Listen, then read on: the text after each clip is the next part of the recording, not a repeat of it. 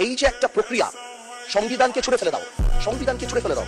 সংবিধানকে ছুঁড়ে ফেলবো কেন? সংবিধানকে মনে করায় দেয় যেটা ৭১-এর পরাজয়ের দলিল। আমি সংবিধান কেন ছুঁড়ে ফেলে দেবো? মাননীয় সদস্য, আপনি স্পিকারকে অ্যাড্রেস করে বলেন, I am so sorry, ওদেরকে I am অ্যাড্রেস so করবেন। रुक, तेरे को बताते तेरी रुका।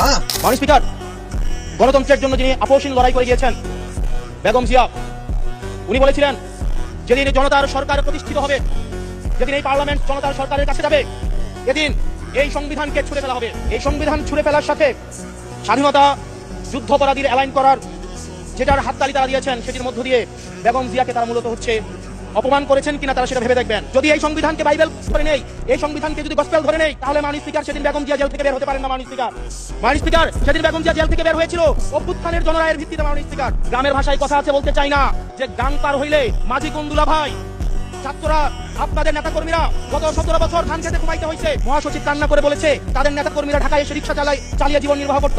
কিন্তু আন্দালিব রহমান পার্থ সাহেব যে বক্তব্য দিয়েছেন, আমরা ক্লাস 8-9-এ যে ডিবেট করতাম, সেটি রিভার্টাল দিলে 20 মিনিট সময় লাগবে। মাননীয় স্পিকার, আমি ওনার বক্তব্যের রিভার্টাল দিচ্ছি।